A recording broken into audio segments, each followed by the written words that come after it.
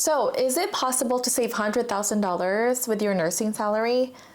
The answer may be yes or no, it depends, but I will share with you in this video how I saved my first $100,000 with my nursing salary in less than 3 years.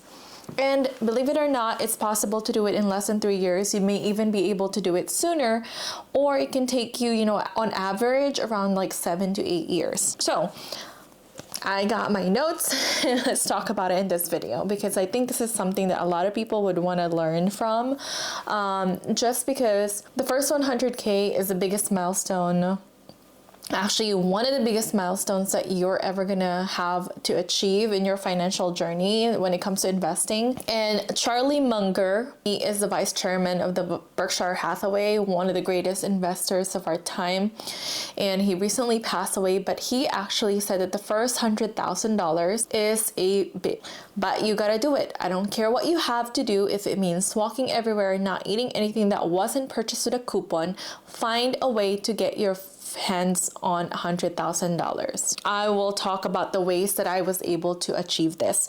So the number one thing that I did is increase my savings rate, or the cap of how much I can save.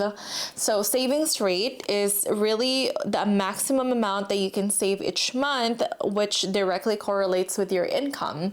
So for example, if I'm only making like $3,000 a month or $5,000 a month as a nurse, every month, that is the most that I can save every month without any, expenses, without any bills being paid for. And so the reason why the 100K is really the hardest is because a lot of it relies on that savings rate or the cap of that savings rate, because if that is not high enough, you may not get far when it comes to your, first 100K. So the first thing that you have to do is really increase this rate. And how do you do that? So the things that you can do is definitely increase your income within the job that you currently have. So if you're a nurse, there are so many ways that you can increase your income as a nurse. And I'm going to tell you guys some of it that I have done myself when I was trying to get to my first 100K. So number one is job hop. I have job hopped so many times in my nursing career. I cannot even stay at a job for more than like 2 years. And the reasoning for that is because I just would want to go to the next one because I'm always craving for growth. I'm always craving for more pay or more learning in the job. If I'm not getting neither of those, I would go to a different one. When I was a new grad nurse, I worked for 2 years, or actually almost 3 years, switched to a different job, and that actually got my pay from $28 to $50, doubling my income in less than a year of moving to a different job. So as a nurse, this is something that you can do. Definitely switch jobs. I would say though that if you do enjoy your job, you like the company that you're working at, you like the hospital, and you're learning a lot, then it's okay to stay. But in my opinion, and what I had mentioned earlier, if you're not learning or if you're not earning in that job, move on to the next. A lot of times people stay in jobs, and the maximum amount of raises that you get from your hospital jobs is typically 2 to 3% yearly raises, compared to if you switch to a different location or a different hospital where you can see an increase of 20 to 40%. The second thing that you can do to increase that savings rate or that savings cap is by asking for a raise. So or as a nurse, you can even do differential pays.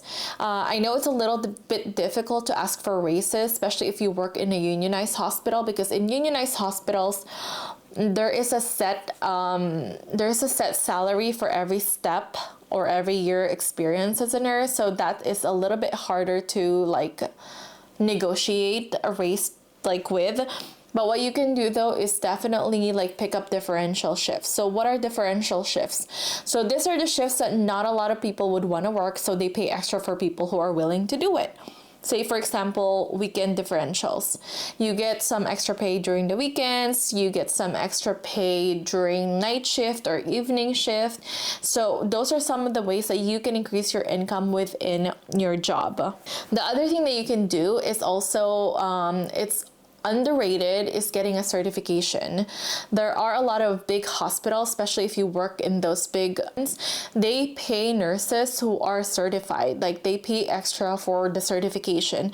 I remember I worked as an ICU nurse, so when I got my CCRN, I got around like 3%, increase in pay just from having that certification as an ICU nurse. So make sure that you ask like your boss or your supervisor if that is something that your hospital offers. And then the last thing is a little more outside the hospital, is starting a side hustle. If you have extra time, if you have, actually everybody has time for everything. That is what I think when it comes to like side hustling. Like you can always make time for it if you really enjoy it or if you really want to do it. Even if it's like an hour a day, 2 hours a day after your shift, or like if you're a nurse who works 3/12, so you can do it on your days off. But having some side hustles or like freelancing gigs can definitely increase your income and your savings rate. So in my case, I actually had a side hustle. I have tons of side hustles. You can actually look at my video up here where I talk about my streams of income as a nurse practitioner, and it's going to be all in here and all the side hustles that I do. But those are some of the ways. So the number one thing that you need to really do if you want to get to your first 100K, or if you want to save your first 100K as a nurse, is increase that savings rate. Increase that cap, because no matter what you do, if you're only making $60,000 a year, and you're only like making a specific amount every month, that is all you can save no matter what you do. So increasing that will definitely get you sooner to your first 100K. So the second thing that you need to do is live below your means. And I am a big like abundance mindset, woo-woo kind of person. So for me, I look more for ways to increase my income versus like cut down on expenses. But there came a time in my financial journey where like we really had to cut some costs in our expenses. That way we can get to our goals faster. So one of the things that we really did, which I would recommend that you do as well, is moving to a lower cost living city.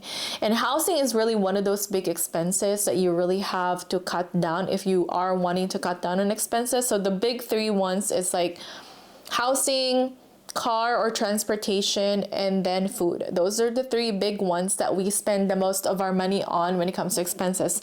But the number one thing that we did for us is that we actually moved from higher cost living area to a lower cost living. And so like we saved a lot of money when it comes to childcare, when it comes to like food and all that stuff.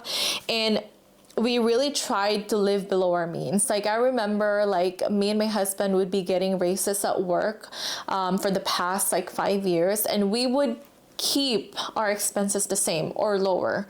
Like I used to be that one kind of person who would like buy something new, something really nice once I get a raise. But nowadays, like I try to really live below my means. If you can live like a broke college student some days, then you will definitely like have that delayed gratification. But anyways, like the other thing that you can do, some things to consider if you are this type of person, is renting out a room or like living with a roommate. Personally, this is something that I wouldn't do. I think that there is a thin line with being comfortable and also like cutting down on expenses. So look at like where your expenses are and see where you can cut down. But yeah, like personally for me, I wouldn't want to rent out a room to a stranger or someone else. Like I just love my privacy as a person, and I don't like living with someone else, but that's just me. But if that is something that you're comfortable doing, you can cut down a lot on your housing expenses. When it comes to like transportation, or when it comes to like cars, like we haven't bought a car since 2019. And even though I have been itching to buy a new car, I told myself, no, no, no, we're not gonna buy a new car, because auto loans are so expensive. Auto loans are just like ridiculous. The rates are so ridiculous. And at the same time, like if you don't have enough down payment to buy a car, you're just gonna be stuck paying these loans for a while. Like one of the money mistakes that I did was like getting a 6-year loan in a car, and I talked about it in my other video. This one right here, money mistakes that I made as a nurse or in my nursing career, and definitely buying a new car was one of them, and taking out a long ass loan. But anyways, like if your car is working, if you don't need a new car, if your car is safe to drive to and from work, there is no need to buy a new car. And for food, maybe really cutting down on like eating out, like only setting some time to eat out in the week. It really does add up, especially nowadays. Like me and my husband went out to eat sushi the other day, and I went out with my family, and then we got 2 rolls of sushi, and mind you, those are like 50% off already, sushi. And then we got like a little bulgogi set dinner for the kids, and we spent like almost like $60 for all of us in just one eating out. I could have gotten like a lot of like, you know, grocery food with that money, but you know, I don't really care much for that. Like that is something that I don't really mind, but if you do this every day, it's gonna add up. So just make sure that you're very intentional in doing that. So that the second one. And then the number 3 thing that you need to really do is monitor your spending. So it kind of like ties back to like living below your expenses, and also like increasing your savings rate. You have to know your income and your expenses, and you have to really track your money. Like being financially aware is one of the biggest things that you have to do if you really want to be good with money, because you can't be good at something if you're not aware that there is a problem in that specific area in your life, right? So Empower is a really great, you know, tracking tool that is free. You can download it in my link below. And one of the other tracker that I really love is Monarch Money. This is not sponsored by them. I do have an affiliate link down below if you want to try it out, but this is what I use for me and my husband, because we both can input like our accounts in it, and both of us can have access to it. So if you're sharing finances with someone, I think that Monarch Money is really one of the good trackers. Like it's almost like as good as Mint, and I love Mint. Like it sucks that they shut down, but I loved Mint for so long, and that's what I used to track my money before. But if you are wanting to have like a similar like tracker, then Monarch Money is something that you can check out. So make sure you're tracking your money. And the thing for me too is like when I'm tracking my money and my income and my expenses, I look at my money every day. Like even for just like a minute, like I make sure that I look at the transactions I've made. I make sure that I know how much money I have in my savings account, because that way I am like at the start of my day, I am intentional of what I'm going to be spending my money on, or like what I'm going to be working on, or how much money I'm going to be making. This is not to say that you need to be obsessed with your money, which is, you know, kind of you need to be obsessed with it if you want to forget about it later on. Like if you think about it, people who are like millionaires, like they used to be like obsessed with money initially, and then like it comes to a point when they're like just like not even looking at their bank account. You have to really like have a good relationship with money is what I'm saying. Like don't look at it as an evil thing. Don't look at it as like something that is bad. Like thinking about money is not bad, right? Like even money in general is not bad. And working on your mindset definitely is another thing that you have to work on if you want to get to your first 100K, because it takes a lot of like mental work to get to that, you know, goal. I guess that's number 3, which is not even a part of my list. But you know, money mindset is also a big thing. And then the last one, definitely, in order for you to get to your first 100K, is make sure that you are investing it early, investing in automatically. I would say the automation is definitely one of the best things that I've ever done when it comes to my investments, just because I don't necessarily have to always like check the market. I don't have to like make sure that I'm investing, because I know I am invested in the market. So automation definitely is one of those things. I reached my first 100K back in 2021. You can see up here, it took me like 3 years. And this is with my nursing salary. And nursing salary, meaning I was, I think, making $150,000 at that time. And now I'm able to like increase more of my investments and increase more of my money by doing my side hustles, by like switching jobs and all that stuff. But at that time when I reached this milestone, I was making $150,000, just for transparency. Now, of course, if you are making less as a nurse right now, this may even be harder to reach. Not really hard, but like longer to reach, just because like your savings cap rate is not as high. But that's where kind of the number one tip comes in. Like, you have to really increase your income. So it's not impossible. And I kid you not, like the faster you get to your first 100K, the easier it is, just because like over time it's gonna compound and it'll be easier to like invest afterwards. And after like 100K, I feel that the ease of like investing, the ease of like building wealth has become easier, that I don't feel like I'm really working for it, if that makes sense. Just because I feel that like it could grow to an even higher account like faster, like without me putting in much effort, besides the fact that I'm automatically saving, you know, every month. But yeah, so make sure that you invest. If you want to learn more how you can invest your money, especially if you want to learn about index fund investing, I have a lot of like free resources in my blog. Check it out in my link in my in the description below. And I also have a checklist for you if you want to download. This is the financially free checklist for nurses.